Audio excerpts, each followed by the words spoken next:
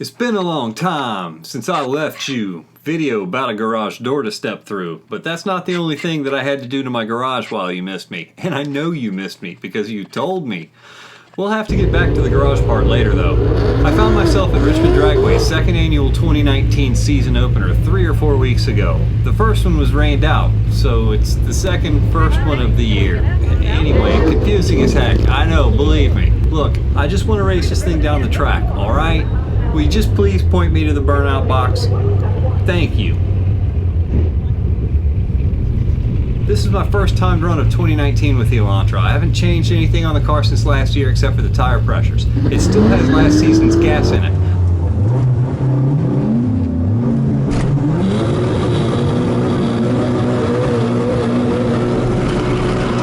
I've driven this thing to work a couple of times just to keep the battery lit, but that's about it. It even still has my number 370 on it from the shootout over 6 months ago. That's been a lot of fun.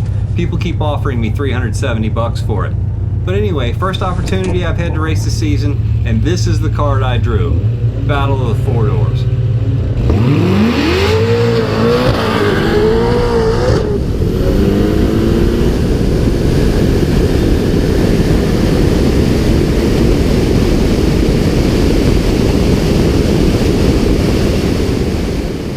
I thought that race was going to turn out a whole lot differently. I hate to take one like that, but really there's no other way it was ever going to happen. It's really obvious that he broke. That looked a whole lot more dramatic than it really was. I think this may be the first and only time in the history of the world that an Elantra has ever won a drag race against a Cadillac CTS-V wearing a parachute. And if this is any sign of what's to come, this is going to be a great year for me, no question. That was a golden gift. Thank you, sir, and I'm sorry for your troubles. I'm not going to bother you with any of the logs today. They're just the Hyundai being the Hyundai again, but here's the time slip. My 60 foot is nothing to brag about. I've done a lot better in this car. You watched me spin through first and second, and my mile per hour is about 5 or 6 mile per hour slower than my best as a result, so 1336 at 110, not too bad. It's about where I left off. Still hunting for that 2.0 60 foot though. That would be really nice. Let's do it again and see if I can stick it. Next up, we have a 1995 Mustang GT convertible with a 5-liter V8.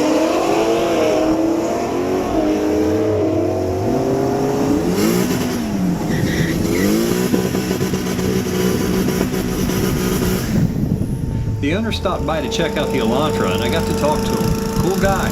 He recognized that the Turbo Eclipse engine didn't belong in a Hyundai Elantra. He seemed to downplay his mods, but anything can happen with all that displacement, and I didn't even know that I was going to be racing him, so I decided to give him the best run I could.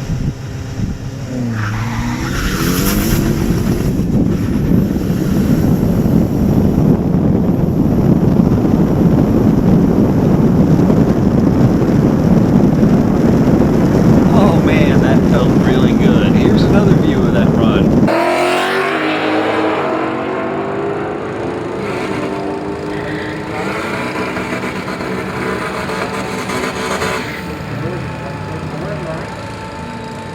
I love that moment when we catch someone reading my license plate for the first time. I want everybody to laugh and have a good time whether they're watching, winning, or losing with this thing. I'm always here for numbers, running, test, and tune because I just like to send it.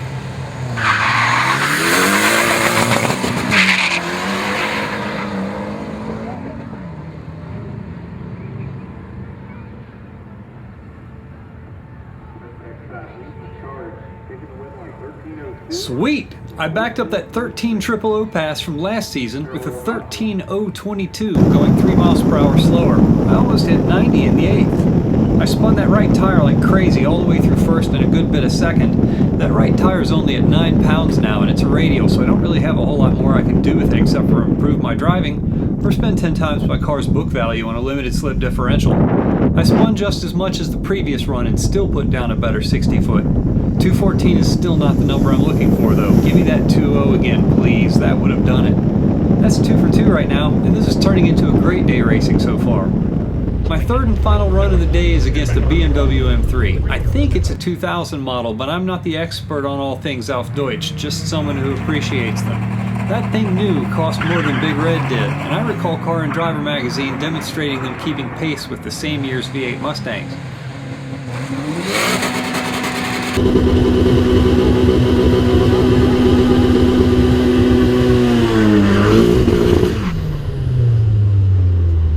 I've also seen boosted ones that looked completely stock run 10s like it ain't no thing. I like variety though. I haven't seen this one run before, so anything goes. More like anything goes after they scrape a broken Honda up off the track.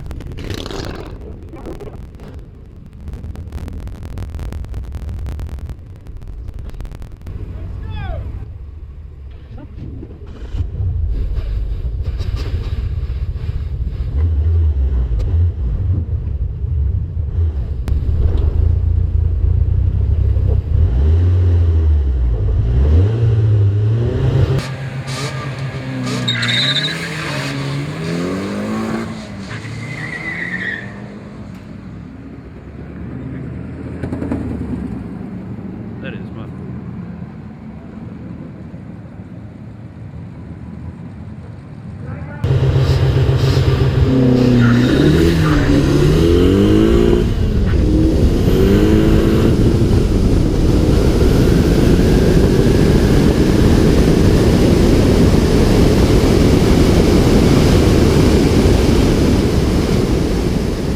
Alright, fine. I'll give you a log. It's the best way to explain what I did wrong there to run a 13.6.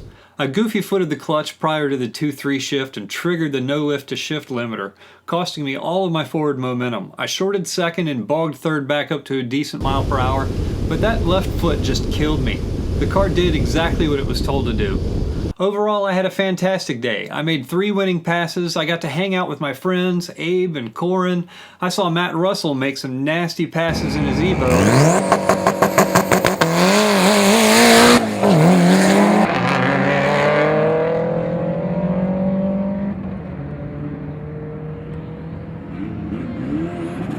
I saw Rasul out here in his Audi tearing it up.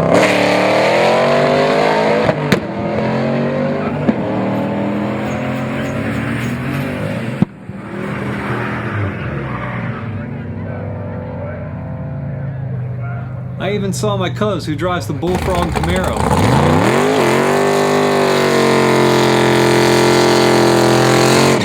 It's a 1969 SS, and you'd better be on your A game because he's hell on that tree.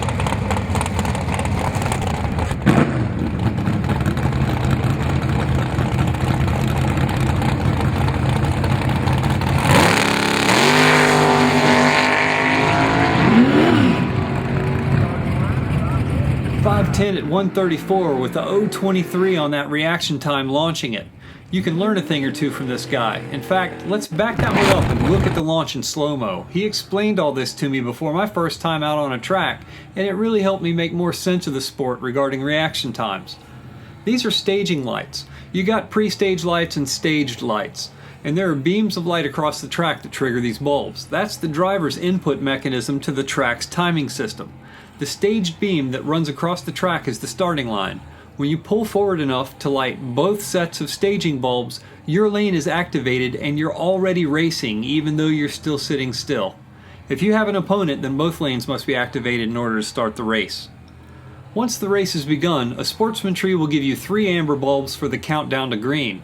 1 bulb every 4 or 5/10ths of a second depending on the track and the event you're racing in. Your car had better be finished being ready to launch by the 2nd amber because you have to leave during the 3rd bulb. Cuz is so seasoned, he waits until the last moment to get his car ready to launch. Such a minimalist. It's pretty sick though. Anyway, you leave during the 3rd amber because of the time it takes to deliver your car's power to the pavement and turn it into forward motion. That doesn't happen instantly. It can take up to a half second to do that with some cars. But the goal is to leave the staging beam immediately as the green light drops. Cuz lets go of the trans brake when you see that wheelie bar drop. Because of physics, his forward motion begins as the wheelie bar touches the ground. See how he's rolling before the light goes out, before it's green? Now watch this. Each camera frame is 33 thousandths of a second. The green light is turning on in the same frame as the staging lights begin to dim and go out. By the first frame after green, they're both out. That's what you're trying to do. Pulling a tree like that gives your opponent a smaller margin of error to screw up. They could have a faster car and lose if you can catch them sleeping by a large enough margin.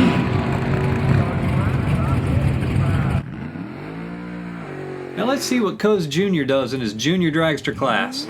Cuz gets Junior pre-staged and bounces, lets Junior do the rest. When he's ready, he bumps into stage, focuses on that tree.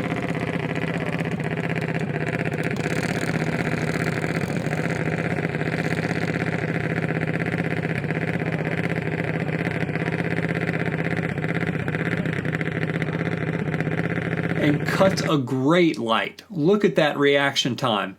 Cuz Jr. is 8 years old. He cut my best reaction time today in half.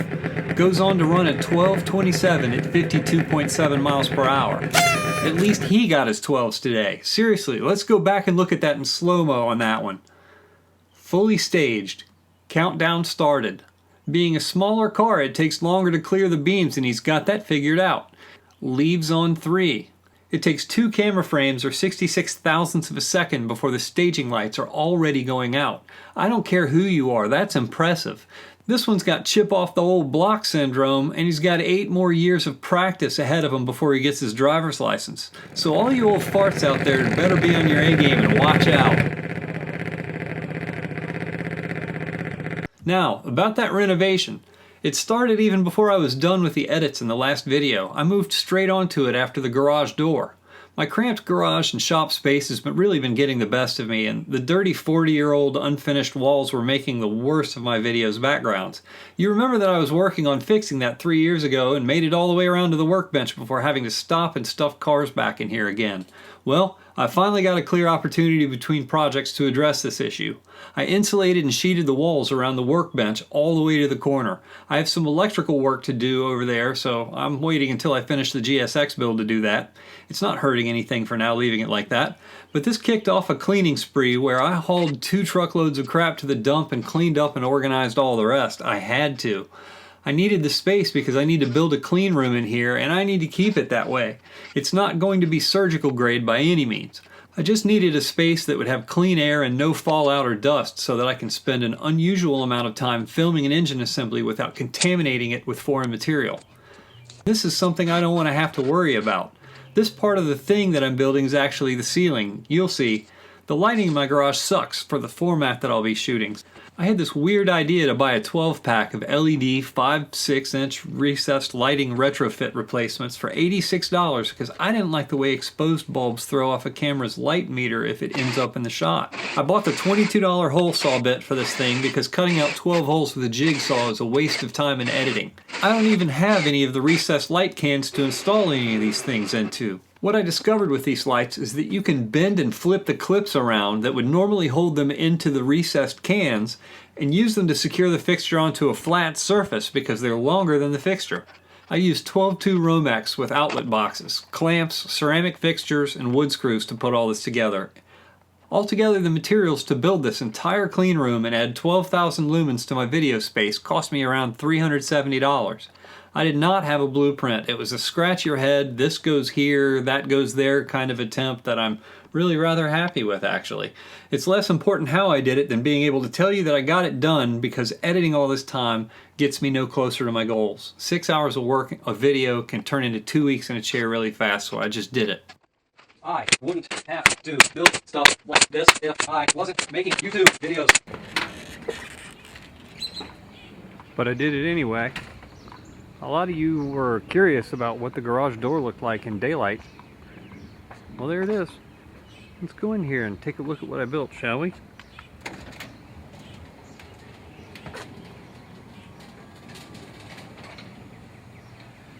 It's still a mess. I'm still working on it. I'm still cleaning it up.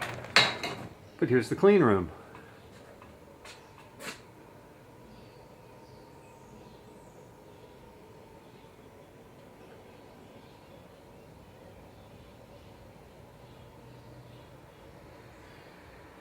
I did the corners with a 4x4.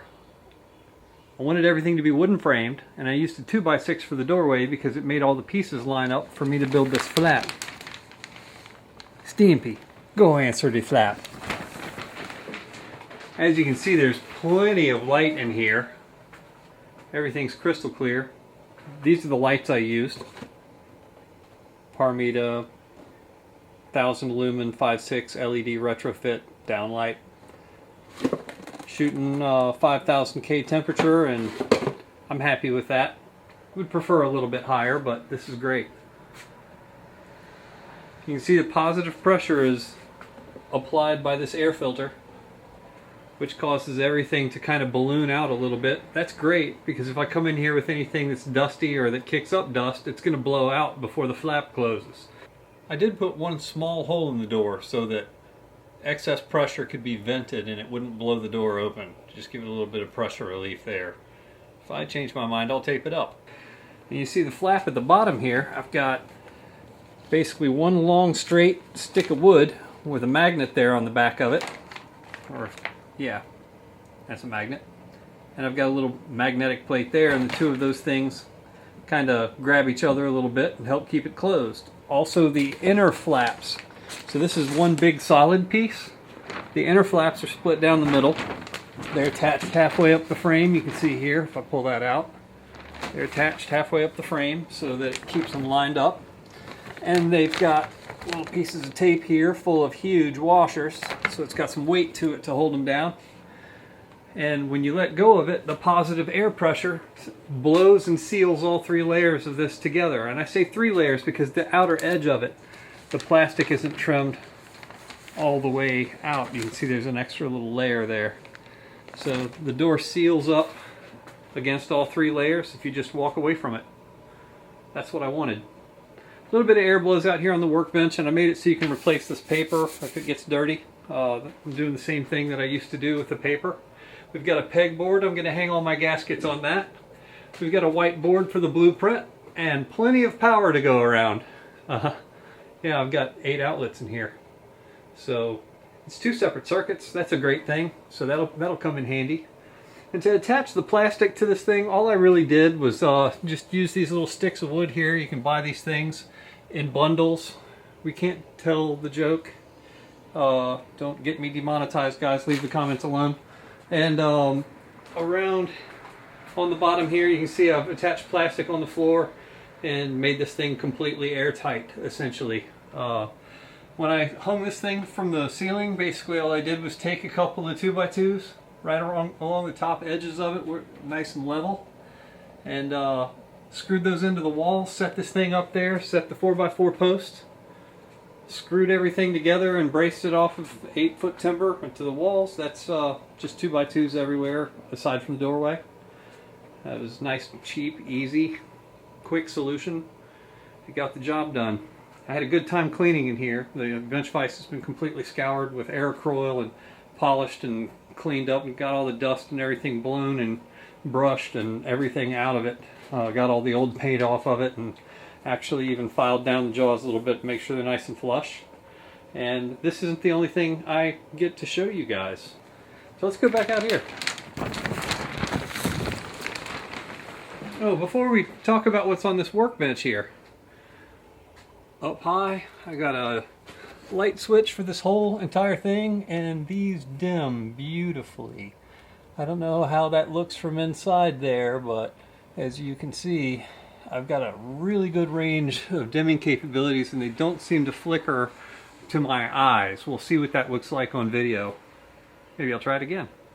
Now this is exactly what I wanted to see. I wanted flicker-free operation of the overhead lights with enough light that no pixel in the frame gets left underexposed. I wanted multiple points of light spread out evenly so that shadows are softer and less pronounced. These lights have 110-degree spread, which means the ones in the corner are capable of reaching the opposite corner of the shot. I wanted the video to be easy to white balance, so I went with 5000K temperature, considered daylight, and that's a setting that's on just about every piece of video equipment for color spaces. As these lights fade back up, you'll see the graininess of underexposure vanish, and it gets replaced with colors that are even more vivid and richer than I've ever been able to produce in this garage, while still maintaining excellent contrast. I also didn't want to break the bank on something that I'll be tearing down once it's time to stuff a car back in here again, and I hit 100% on all 4 of those critical points. I'm chuffed about the results of the lighting test, and with the clean room in general. Everything's sealed up and there didn't seem to be a flicker at any brightness level in there. So it looks like that's ready to go, and I'm glad to have that behind me. Across the workbench, I've got spread out stuff for 3 different projects. It's for the Hyundai, for the Galant, and for the GSX. And just want to run through these real quick. I guess we'll start with the Hyundai. I picked up a speedometer cable, the dash adapter, and the spacer washer. This little rubber ring that goes in there. Hopefully to smooth out that speed sensor signal and give me better data in my logs. I don't know if I'm going to put this on video or not, because I really don't know how many people it's going to help. It's just a problem that I would run into, I'd think. But anyway, I needed to get it done, so I got the part. Next, we'll move on to the Galant. I've got 2 major problems with the Galant. One of them is the power steering. The power steering rack and the entire power steering system, you'll know it's all-wheel steering, needs to be rebuilt back to front. This is for the front rack. This is the 88 to 93 seal kit, and it's every seal, washer, gasket, nut, everything you need to replace when you're rebuilding a rack. I got it for about 60 bucks shipped, and we'll see exactly whether or not that works on the Galant VR4. They have the same part number, but we'll find out. In addition to that, I picked up a set of boots, and it's a good thing the clips are in that kit because the boots don't seem to have come with that. So that takes care of the rack. And also for the Galant, oh yeah, truck stops have the best tire pressure gauges. These things are awesome. Had to do that. That was an impulse buy. Another impulse buy was all these polishing buffs. This is 40 polishing buffs. I got them for probably the cost of 1 pack of them in a hardware store. And they'll get put to good use around here. I'm always porting and grinding and polishing on something. And I've got a spare cylinder head underneath the workbench there next to the scatter shield and the Q axle. Yeah, impulse buy. But the other part of the Galant thing, the other problem I have with it is mold. This is an O3 generator, ozone generator. So basically this thing splits and combines oxygen molecules into an unstable molecule that will bind with mold, bacteria, dust, and things like that and cause everything to fall out of the air. It ionizes the air also. It's one of the extra things it does. Car detailers use these. You're not supposed to occupy the space with them when they're in use, but you can air it out and use and go in there afterwards. It can cause respiratory issues with some people, so be aware of that. Read your instructions. But this is going to probably come in really useful with that Galant and maybe with some other projects around here. So all this is Galant stuff. Now, another part of the Galant problem, I got this wild idea from an equestrian supply company. Turns out horses are waterproof, but their saddles aren't. Their saddles are made of leather, and there's a problem with the equestrian hobbies where expensive saddles begin to mold. And so they made a leather cleaner conditioner that eats mold. It's got a citrus quality to it that will knock that out. So we'll see how well that works for what's going on in the Galant. I'm ultimately going to reupholster that car, but in the meantime, while I'm working in there, I don't want to be exposed to it. So this would be a great thing to clean up and see how far I can bring the interior back before it's replaced. Let's move on to the GSX build. So I got a piston ring filer. This piston ring filer is a pretty heavy duty cast piece. It comes with everything you need. It has a dual textured wheel with 2 grits, a 140 and a 170. The crank and everything, you just assemble this thing, clamp it down to the workbench, and file your own rings. So, you know, it can't get any simpler than that. You saw me use the bench vise method before, and with a file and some emery cloth, and either way will work, but this is the right tool. Let's get this out of the way. It's kind of big. So I had been using a builder's level or square. It wasn't like the angled square, but it was a machinist type square in order to check how level gasket surfaces were, and it was only 16.5 inches long. This is 24 inches long, and that is going to be what we test all of our flange surfaces, cylinder heads, blocks, and things with this time around. So again, I want to use the right tools. In the cleanup and preparation segment of the videos, I will be doing a R&R on all of the threaded surfaces. So I bought this thread file kit, and it's got all of the thread chasers necessary for chasing out all of the metric sizes that are on a Mitsubishi engine. Boom, that's going to be helpful. Also, if I find some threads that are damaged, if I find some that just need to be resurrected, I did buy every single metric tap and die, whether I'm going to need it or not. You've seen me destroy some of my taps in previous videos making tools. It just happens, you have casualties from time to time, and I needed to know that I had everything ready to go and that I wouldn't have any stupid delays over stuff like not having the right tap size. Also in the preparation segment, we're going to have to drive those freeze plugs in instead of using a socket. I went ahead and got the proper tool for installing this. This is the Stinger kit. It's got every single one of the freeze plug drivers, all the assorted sizes, so you should have anything you need for whatever size plug that you have to drive in. I think this goes from like 5/8 up, but anyway. During the blueprinting segment, we need to have accurate numbers. So I bought a brand new set of Fowler 0 to 4 inch micrometers that are graduated in 10,000ths. So we've got a brand new set of micrometers and references to work with, and that's going to give us accurate information. I got a new set of soft jaws for my bench vise. You saw me go with the Hyundai block bare knuckled when I was doing the rod assemblies, and I caught a lot of heat from that. That's fine, you know, I appreciate that. The Hyundai's doing okay today. I bought this rod balancer. I had fantasized about all kinds of ways to 3D print and make my own rod balancer, and instead of doing that, I just went ahead and I bought the entire rod balancer assembly that everybody's already familiar with and uses to professionally do this. So it made more sense than the time spent learning software and re-engineering a thing that already exists. And really, I'm going to put this together in the video that actually involves us working on it. In order to use that rod balancer, you have to bring your own scale. So I picked up this 1,000-gram scale that's graduated in tenths of a gram. And we'll set that up on the table, and in order to make sure that we're getting accurate measurements, we're going to find out using this calibration weight. This is a 500-gram calibration weight. We're going to find out exactly how accurate the scale is and how far off it is if necessary to make our adjustments and get the accurate numbers. Alright, fine. We're not going to just give spoilers. We're going to put some of this stuff to use right now. It's long overdue that the Galant got some love. The Ozone generator couldn't be any simpler of a device. It's a 120 volt plug with a timer. Those are your controls. Why not just pull it right out of the box and set it for its maximum setting of 2 hours? Put her right in the ketchup. Next, I just need power to the Galant because this cord is really short. What do you want for less than $100? A long cord? I wish I could express to you what this smells like. That's right, less than $100. It's pretty easy to use. Power it up and GTFO. Wait 2 hours, come back and air the space out. I can do that. So in the meantime, while that runs, I might as well bust out the leather cleaner and conditioner that I selected. The seat I'm using is from a crusty old Galant that was parted out. It lived 22 years in somebody's car before I bought these seats, removed them, and rat-holed them away in probably the least weather-resistant shed on my entire block. It has all the same problems as the other ones in my Galant: cobwebs, spider carcasses, dirt, mold, mildew, dust, and the wear and tear you'd expect on a 28-year-old piece of leather. It's faded, feels like cardboard, definitely not something you'd open up a car door and want to sit on.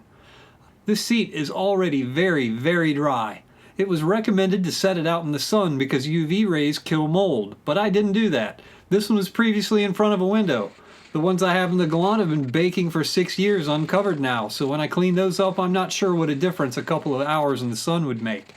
So I used a medium nylon bristle brush to brush and agitate and remove anything stuck or clinging to this thing, then followed it up with a vacuum cleaner. The larger size bottle of cleaner comes with a fine mist spray nozzle that offers a lot of control and will wear your finger out. I sprayed it liberally and then used a clean microfiber cloth to really work it into the leather and scrub it clean. I spent a little more time in the soiled spots making sure I got everything foreign off the leather before moving on. You can see it just drank this stuff in.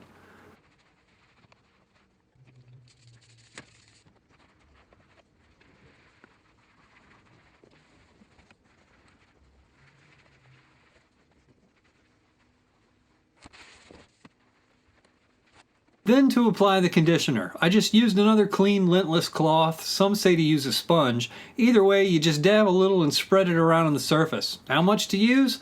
Enough that it still looks wet and shiny, but not so much that you can see your swirl marks from the rag or sponge. If you do, just spread it around a little bit larger and keep going over it. A little goes a long way. The leather will absorb it. You don't have to come back and buff this stuff or wipe off a film or anything like that. It's just as simple as brush it, vacuum it, clean it, condition it. I may have overstated the benefits of this though, but I've looked for a lot of user testimonies and pictures of products befores and afters. Some were so moldy that they looked like weathered copper. But the afters for this product looked like something hanging on a shelf at a tack shop for sale new. The results were so drastic that faced with my particular problem, I had to get it and try it for myself. Man, that shit really works. Not too bad. It's pretty obvious that this is not a Galant seat. This is the new passenger seat for my GSX. I showed the crate when they showed up almost a decade ago, and nobody guessed what it was, so I saved them for a whole decade just so I could pull off this $900 joke. I paid $100 to ship this joke here, but that's still 70% off retail for only one of these things. These are apparently made for rich people. I have the driver's seat too, and it's in just as good a shape.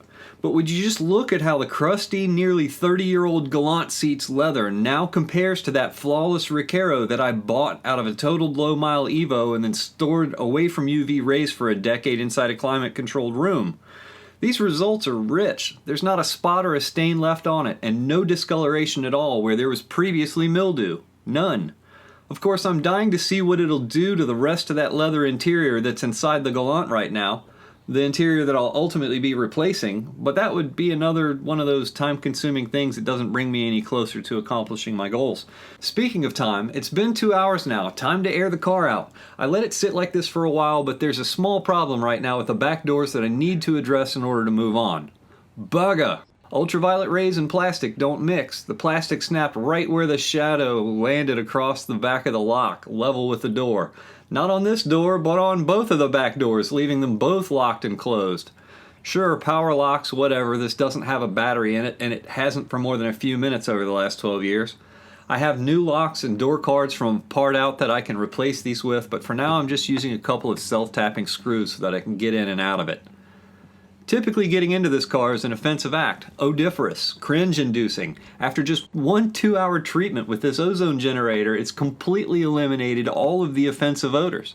It's weird because the antique car smell is still here. I wish there was a way to convey to you over the internet the difference this made in just such a short period of time. This was an easy, cheap solution that worked miracles on what I thought would be an insurmountable problem. I've seen ozone generators cost several hundred to even thousands of dollars, and the one I used was under $100 shipped. So if you have musty odors in your vehicle, sure, address the source first, but this trick is how you remove its lingering effects. I get why detailers use these. It's all clear now. I've learned. I'm just sharing my experience with you. Nobody asked me to demonstrate these products. I just did a lot of reading, searching, and watching YouTube videos to figure out how I was going to solve a biohazardous problem. And whether you wish to spend thousands or only tens of dollars on a molecule is up to you. I don't know if tens of dollars ozone is better than thousands of dollars ozone because the cheap molecules are the only ones I've ever used. But these results were so exciting to me that I washed everything in my driveway. You should have been here. I'd have washed your car too. Right now I'm going to put a battery in this Galant to prove that half of my 4G63s actually run. Some of you remember a time when none of them did. This is called progress. At the pace I've been going, it must feel to you as though gasoline will be illegal by the time I finish all of these. If that happens, my fate may be to just get demonetized, teaching all of you how to build your own home refineries. At the very least, I hope that this video demonstrates the work necessary to put my GSX back together and for making forward progress on this Galant has occurred. In fact, it never even stopped. It just got bogged down in the tedium of upgrading my production and making videos. So please, stop calling the police asking for wellness checks. I'm okay, just very busy. Life's full of times when we'll be forced to shift our time from the things we love to the people who are in our lives. I don't have or want any other social media outside of YouTube, and I don't have that to vent about this. And I'll spare you the non-DSM related video content and just expand on what's been going on in the background in the video description below. I think you'll understand why this took so long. If you share your success with others, or you have the guts to share an experience that put you in a bad way so that others can avoid it, then you're making your corner of the world a better place. It's the only reason I'm here on YouTube, and I'll stay here for as long as I feel like I'm making a difference. My main camera just died again. 7/10 of a second's all I got out of the last hour's worth of shooting. This is the second camera and the third tape drive that my channel's consumed. I wanted to reshoot this ending because I hate it, but I can't even do that now, so I'll have to leave you with this ending that I hated instead. get used to the gentle whisper of the scroll fan in my air filter because I've started tearing into the GSX shelves, and now that I've started pulling stuff off of that and stirring up dust, I'm going to make sure that that room stays as clean as possible. I have the Workbench reset now with all of the GSX stuff. I have to go through every one of these boxes and get all the stuff out in groups of how we're going to be shooting these videos and putting this thing back together. And I'm excited about this. This has been a long time in the making, and I've been stockpiling parts for this for a very long time, as you've been able to see. Now I've been stockpiling tools, and you saw my collection of OEM tools that we're going to put to use on the assembly of this block. We're going to follow some things the way the OEM specs say to do it, and we're going to do some other things the way my performance parts say to do it. But I've got everything necessary here laid out. I just got to go through it and clean it up. And this is really boring. I don't want to trouble you guys with this. We'll go over the stuff that's needed once it's ready to go, and I'll spare you all the cleaning. But my work's cut out for me, and I'll be back here again soon with another episode. Oh yeah, the Aethereal MA5000. This knocked out all of the musty, wet dog smell coming out of the woods kind of thing that was going on in that Galant. And had I known about this sooner and that it worked as well as it did, I probably would have been a whole lot more gung-ho on that project all this time. Now that I see that I've got something that can take care of that musty odor and smell in the car, it now smells like a 28-year-old FIA rally car with a leather interior. It's incredible what 2 hours time can do just with some ozone. It took care of the mold smell entirely. Also, the leather products, Sterling Essentials didn't pay me to misrepresent their product for them, but I gotta say, I'm impressed with this as well. I used the eucalyptus on the Galant seats because, well, the Galant's green, and so is eucalyptus. And I used lavender on the Recaro seats, and the results were perfect on both. It doesn't matter, but I wanted to use the lavender to encourage me to calm the heck down when I'm behind the wheel of the GSX someday. You know, make sure I stay all collective and keep it together so that I can be polite on the road with other drivers. But that's going to be a street car after all. It's going to be a ridiculous one. But I'm excited. I've got a lot of work to do, and I hope you guys know now what I've been up to, and I'll be back again with another video of the stuff you guys really want to see. So until then, stay tuned.